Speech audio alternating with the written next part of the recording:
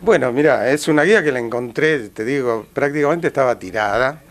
Estaban demoliendo un galpón viejísimo, viejísimo.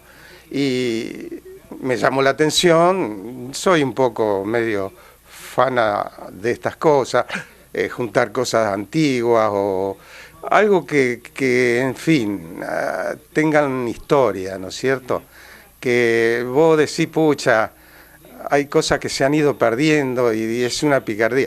Te lo dejo así que cuando la vi digo, bueno, esto es para mí, es oro en polvo. Sí, seguro. Porque encima está la historia, un poco de nuestra historia, datos importantes de nuestro pueblo, del año 32 y anteriormente también, ¿no?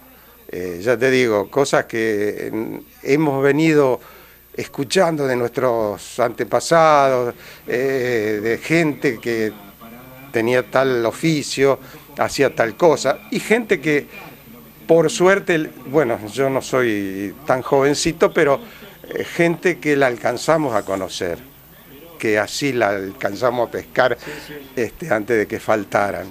Sí, por eso es bueno que a veces la historia, la tradición oral no se pierda. Exactamente, esa transmisión que a veces uno mismo se hace hasta como una historia propia de lo que escucha. Te digo que a mí que me gusta eso, hasta me fabrico casi la historia después. Exactamente. ¿No? Vuela la imaginación. Vuela la imaginación, ¿no es cierto? Y eso hace que se interese más uno en ese tema, en esas cosas. Miguel, esta fue editada por Ferrocarriles en su tiempo.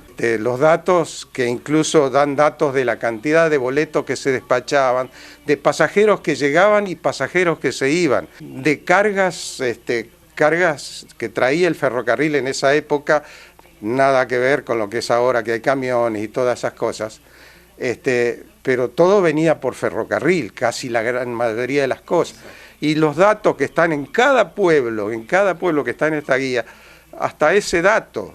Y después, bueno, ni qué hablar de la gente que tenía bares. Eso es lo original, ¿no? Sí, hotel, cosas que... Productor agropecuario que se les llamaba hacendados, farmacias, tiendas, sí, fondas. Exactamente. Que a mí me llama la atención que en esa época hubiese todas las cosas que están acá en esta guía, que me da la sensación de que el pueblo era más antes que ahora. Nos llamó la atención, Miguel, cuando la repasábamos, 5 farmacéuticos encabezados por don Guillermo Castellán, sí. O a lo mejor eran boticarios, pero en esa profesión figuraban 5. Exactamente, que hoy tenemos ¿cuántas farmacias? 4, 4, claro. Que vos decís, ¿cómo? Estamos hablando de casi 85 años atrás. Exactamente. Y después los otros datos de bares, carpinterías.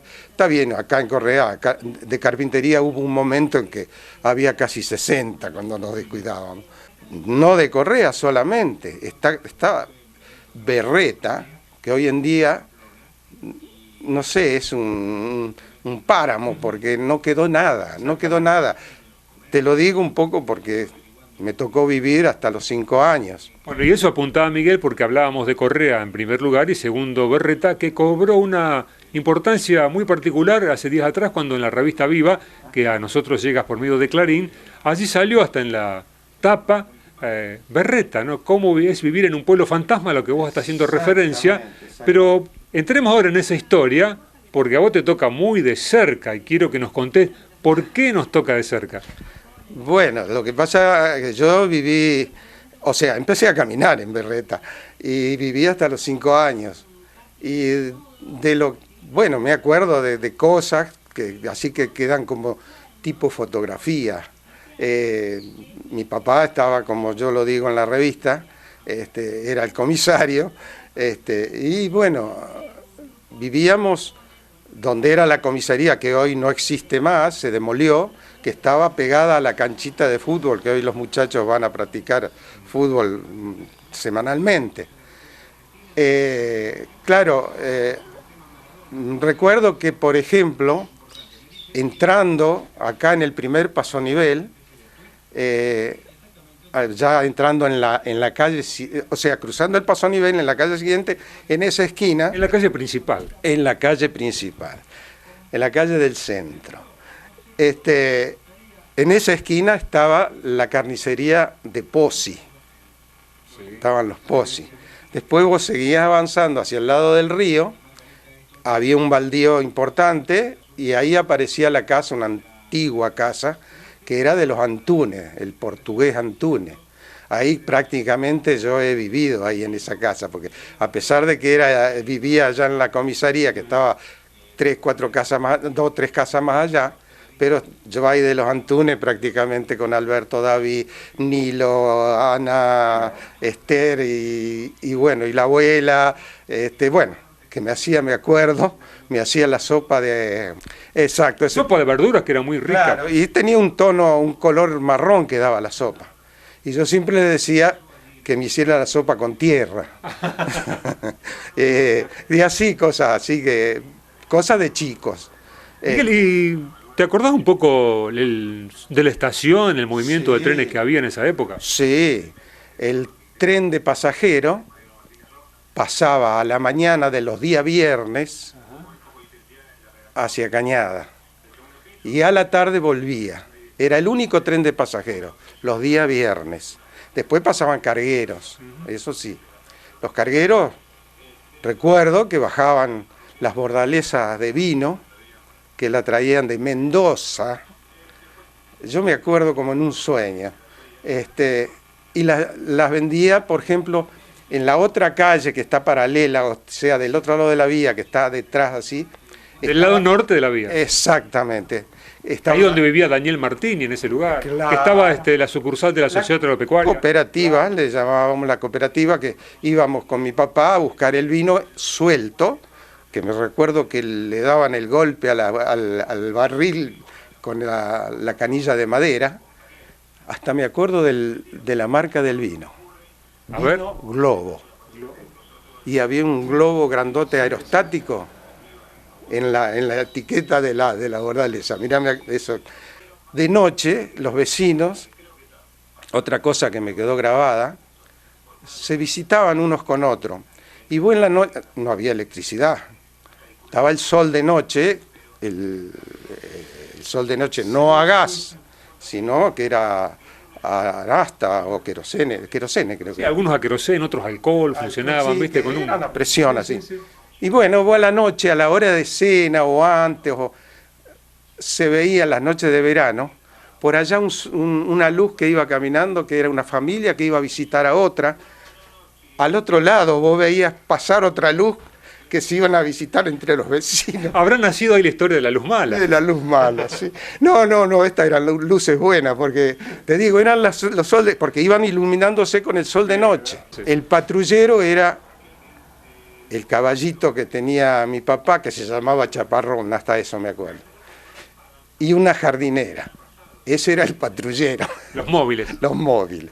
Y con eso iba de acá para allá, en fin, se movía.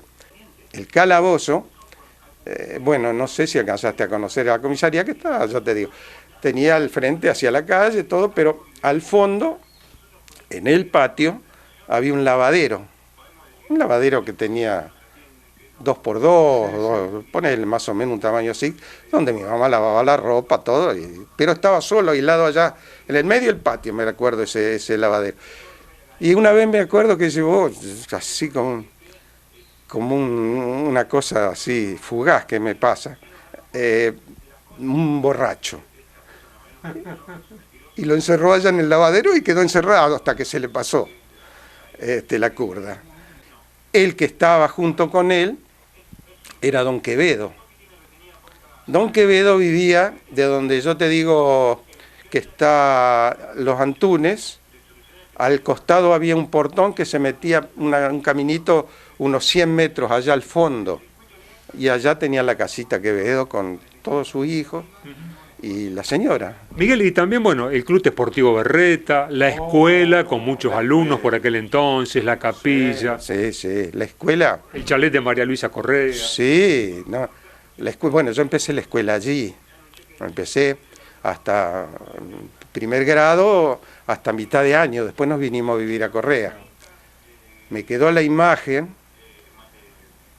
primer día que me llevaron a la escuela, me quedó la imagen de que mi mamá me engatusó así un poco, con la maestra me dejó un momento ahí, y cuando me di cuenta que no la tenía, me doy vuelta y adelante de la escuela pasa la vía.